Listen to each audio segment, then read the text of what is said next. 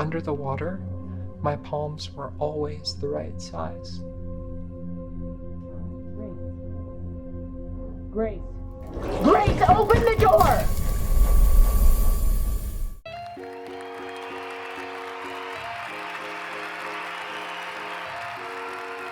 All right, everybody, we're back on Play It Forward with Jesse Robkin, writer, director, filmmaker. The film is Stress Fracture. It is a very poignant film about identity and how we see ourselves and how others see us. And I'm really looking forward to talking about this film. Thank you, Jesse, for being on the show. Thanks so much for having me. I'm really excited. Cool, my pleasure. Jesse, can you give us a little background on how you became a filmmaker or anything else you think is pertinent? And we'll dive in. Yeah, so I started making Stress Fracture is my first film. I started as a theater maker, and I still do. I'm a playwright, but I've been getting more interested in film, um, partly because I really love the sort of objectivity of it. I like that, unlike with like a play, for example, on stage, which is different from night to night, from production to production. With film, you like create a story, and then it's exactly that way forever. And then I also love the permanence of that. I feel like you can get really specific about like what story you want to tell in a specific moment of time, and then it will be that story forever. Which is something I find very exciting. Cool. I also did that transition. I came to theater, then was like, there's no money. I'm never make a career in theater. That's So definitely part of it too. let me see if I can get into film. Yeah. So cool. And then the storyline of the narrative, can you kick us off with characters, plot, what happens in Yeah, so Stress Fracture? the story revolves around two characters, Grace and Adrian, who are partners. One of them's a trans woman, the other's a trans man. And Grace has been uh, basically struggling with her mental health for quite a while. 6 months prior to the events of the film, um, she attempted suicide, and has struggled a lot with sort of ripples of psychosis, and she feels a psychotic break sort of under the surface that she's trying to calm down without drawing attention to it from her partner, um, but is not doing a great job of hiding it from him.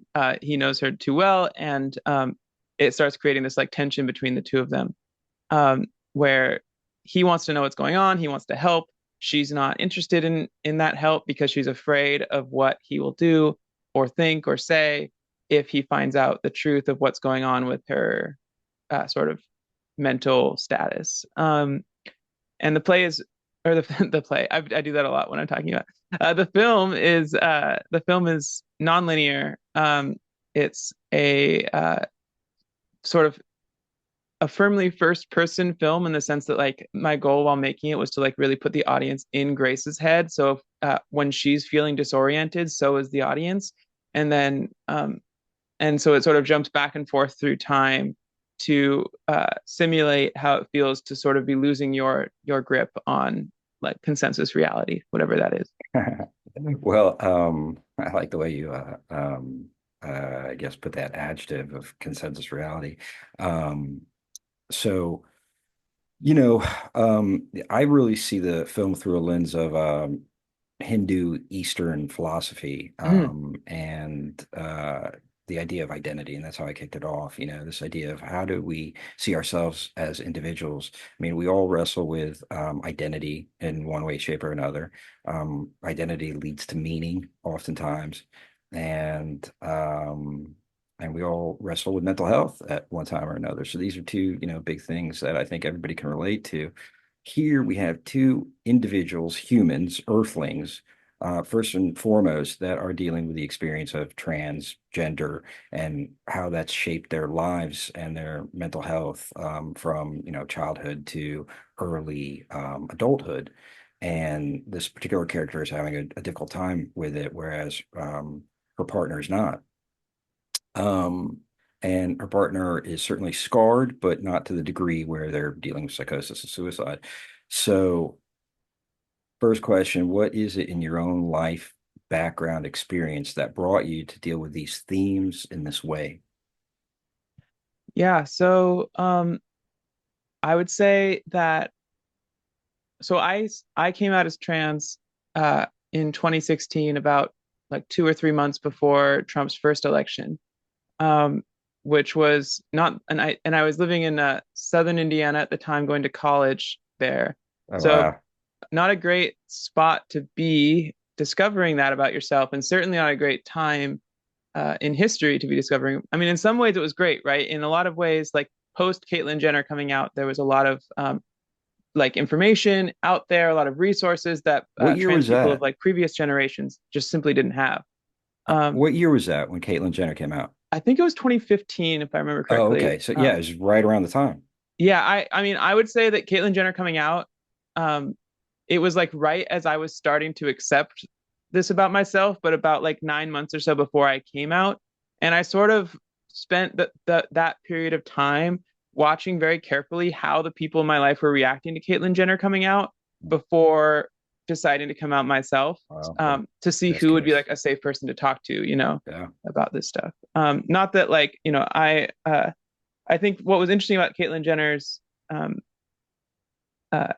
because she was not the first like publicly trans person, but because she was such like an iconic figure prior to coming out, it Boxoides. really shed a new light on this process. Whereas before, a lot of the people who were like quote unquote famous trans people became famous after they were trans. Um, um, but yeah, so I came out during that time, and I've been going steady ever since. And something that I uh, realized was just like the experience of knowing you are one thing and the world telling you that you're something else, even though like we are sort of the expert on our own experiences, right? Like we know the workings of our brain better than anyone else. Um, there's something uh, there's a dissonance to the way that like the world saw me versus the way I felt. And I decided to value the way I felt over the way the world saw me because I knew I would be living a shell of a life if I didn't. Um, and so as I started transitioning, that dissonance became more and more pronounced because people saw what I was trying to do, um, and sort of violently reacted sometimes, not necessarily like physically all the time, but uh like emotionally violent, like, really viciously trying to push me back to the like what they saw me as. But because I kept going and because I kept like persevering, eventually I got to the point where that stopped happening, where people like where like the consensus reality, so to speak, caught up to my experienced reality. Um, and now I go out and, for the most part, never have any issues with people like seeing me for what I am or anything like that. Um, and I think this is true for a lot of trans people. But what I realized after I'd broken through that, um, into the sort of like this other space, like crawling through the unknown and then appearing in the known again. Um, I I realized that it wasn't as simple as like it left behind some like emotional scarring that I hadn't been prepared for. And so healing from that trauma took effort. And so I personally never really crossed a line into any sort of psychotic break territory, but I did see that line. I could feel, when you're thinking like, okay, if everyone thinks that I'm a man, but I'm not, um, and I eventually proved myself right on that front. Um, what else are people saying about the truth of reality that like is like not the whole picture or is somehow flawed? Um, and so it took a while to like reintegrate myself in with like, okay, I am like experiencing the world the way everyone else is, just because of that. I mean, you're walking down the street and everyone's staring at you, for an example. That's like a classic case of like you're transitioning and it's visible. It's an inherently visible experience. And so people will like look at you. And that's not a thing that I ever experienced before transitioning. And it's not really a thing I experience now. Um, and if like, a person divorced from any context with like transness, walking down the street and everyone's staring at them, you feel like you're in the Matrix, right? Like you feel like it's a very strange experience. And of course, I knew that it was because I was trans, but that didn't change like the fundamental strangeness of being such a publicly perceived individual. Mm. Yeah, I mean, all that, in terms of relatability is very relatable. I mean, you went through it through a very particular, profound kind of visual, visceral way, and yet, all of our branches of knowledge, try to uncover what is reality, Yeah. and how reality became so as it is, and what is it, right? So philosophy is through the intellect, religion is through faith, um, archaeology and biology, they're, all the same things through different, avenues. And so everybody has their own, well, this is real because of this and that, and this other thing. And so, but you cross, your sense of reality, like you said, that's, to me, the most profound journey is, to actualize ourselves as human beings and to be in connection with something greater than ourselves. We all have to cross through the known and go to the unknown and then cross back into what we find. So that particular unique thing, being able to do that successfully, which is such a profound journey, profound journey as a person to be able to do, and coming out on that on the other side in reflection with the movie now and the storyline of the movie, and sort of where the movie ends is like, well, what is reality, and does it really matter? In this way, what is the significance of reality? And and that brings some sort of comfort to the character that is going through the struggle.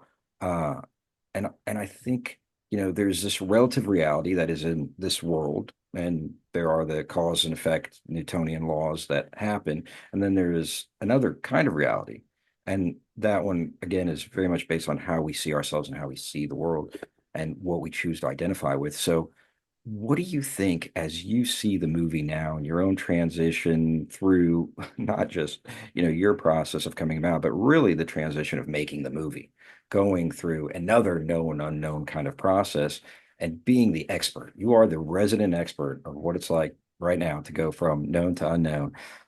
What do you see as the message of the movie and how the characters find meaning in it? Yeah, that's a great question. Yeah, I mean, making this film and really any film, you're creating something out of nothing, in uh, or you're creating something out of, it's not really out of nothing, I suppose, because it's out of like strands of something, but you're weaving together strands that are not necessarily easy to pull together. Um, I think I would say the message of the film, such as there is one, is uh, the value of letting go of the things we've tightly wound ourselves around. Um, we have these narratives about our own lives that we accept as true because we have this like first person perspective. Um, and there's no, I mean, hopefully there's no other voice in your brain talking like, that you're working through these problems with necessarily, although maybe there are like different aspects of your perspective or personality, which, and to be fair, this film is sort of, um, both Adrian and Grace are based on different sort of points of view that I've had at various times, where, Adrian saying like, what's the difference at the end of the day of like whether or not this is real or not? That's like a source of comfort that I found in my life, of like what real and isn't real is something that just doesn't, uh, neither of those things have a foundation to rest upon, because all we have is what we have. So yeah, I think with Grace, she is so afraid that nothing is real, that like nothing that nothing is grounded on anything. And because of that, and because there's no one really challenging that point of view, because she's keeping it to herself and it's just affecting her, um, she gets tighter and tighter wound around this idea until she experiences the break or the fracture. Um, and uh, and so I guess the idea is like if we can just like we can't fully control like what matters to us or what our thought patterns are, but we do have a little bit of like ability to massage those things. And to the degree that we can, the more we can just like if we notice ourselves caught in these sort of tangles, just like relax, like let it go, maybe open up to somebody, be honest with how we're feeling, and trust that like it's not actually as big of a deal to other people as it is to us, you know. Um, and yeah, that's with like, you know, the theme of like submerging yourself in water is sort of like allowing yourself to it's a very like tactile sensation, this like you know splashing water around you, and it helps like regulate both like the homeostasis of whatever systems in your body, but also just like emotionally to like feel that presence. It like does sort of reground you in reality, being like surrounded by um like these water particles that you can feel touching your skin. Like it's a good way to just sort of like calm, you know. Yeah. I definitely relate to all that. And, I think, what I'm hearing is there we do get caught up with in our process of maturity as we evolve as human beings. We get caught up in either being what we want to be or not being what we want to be, or being upset with what somebody else might think we are, or something that we're not. And there's this tension that doesn't allow the inner world, whether it's spirit, soul, psyche, whatever you want to call it, to be calm. And in order to get to that, which is a place of peace, inner peace, is a process of telling the truth, right? So you have to tell the truth. This is what my truth is. Whether Yeah. you think it's real or not real, it doesn't matter. This is the truth. Yeah. And so when you get to that place of truth, you can begin.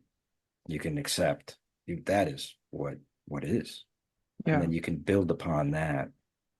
And similar to water, I think of yoga, which means union, and the Mm. idea of all of us being in union. What is that? That union, that sense of longing to be in union, is a peaceful feeling. And so there's the inner union with our own understanding of who we are, and that is foundational. And to be in union with anybody else, like the characters are, struggling to be together ultimately as well. Um, so I think this place of truth, inner truth, is foundational. Um, that said, you have any thoughts about that before we move on to the next question? No, I totally agree. I mean, I think like union with yourself and with like community and with like life and the world. Yeah, all it's I think because transitioning is breaking yourself free from uh a mold that was assigned to you, um, it's important to then find a new sort of way to fit into reality, even if you have to change the people around you, maybe if they're not accepting or something. But um, because you're sort of breaking yourself loose to like reconnect yourself with the rest of like the human race, with the rest of Earth, like I think that is like vital so that you don't like find yourself lost in the ether, you know? Absolutely, absolutely. Because, that's why I started off with, our gender identification is a part of who we are, and it is more or less a part of us as we grow, right? When we're Yeah, very young, and not such a big deal. As we adolescence, more important. As we're old, who knows? So, but the humanness is that's we're stuck with that, right? yeah, So, and we all, have to find that shared peace within. Thank you for adding that. Really appreciate it. Thank you for sharing your yeah. story. That it's I honor that truth. And and then the last question is, since you've made this film, how have you changed as a person? Yeah, I it's funny. So I had the film had its premiere like a month ago-ish. at a film festival in Chicago, the Reeling Film Festival, LGBT film festival. And something that I realized watching it there in front of all these people was it like almost doesn't even feel like my story anymore. Like I feel like I was watching it and I was like, I don't actually feel a personal connection to what's happening at all anymore. Awesome. At the time, it definitely did. Like, I was like, exercising some demons making this. Yep. I remember someone on set said to me after we wrapped, um, like, congratulations, like you like brought your story to life. And I was like, oh, I guess like that is sort of what I was trying to do with this, was like take a sensation that I didn't really understand, that maybe even kind of scared me, and turn it into something that I could share with people. Maybe people could find connection with, regardless of whether they connect directly to, like, for example, the trans aspect of it. Like, there's also there's all sorts of ways in which like people who have like struggled with like mental health and like that sort of thing, depression, could relate to this story. But now that it's done and like, little neat bow on it, sent out into the world, I feel just completely released from it. It feels like I pulled out like an essence from me, shaped it into a little sculpture, and then let go, and it floated off into the world. And now I'm like free of it. And I think that's what I love about storytelling is it's taking these things that matter so deeply to you, and uh, and and it's not that it's like bad for something to matter to you, but like oftentimes at least the stories that I like to tell are things that like really dig into my like soul or my psyche or whatever it is, and it sort of creates this like tension that I'm carrying with me that I couldn't even put words to. And so by trying to put words to it and trying to put like action and story and meaning and character and all these things to this sensation, I'm sort of extracting it from myself, and then I'm making something useful out of it, something constructive, and something that can hopefully help other people heal. And then I find myself like suddenly feeling free. Yeah, that's great. That's awesome. That's a great feeling. Jesse Robkin, writer director of the film. His short film is Stress Fracture. You're nominated by Will Sondheim. Thank you, Will. And everybody, thanks for being on Play Forward. Until next time, we'll see you later. Thanks so much. Thanks, Jesse. All right. Thanks for having me. Thanks, Jesse.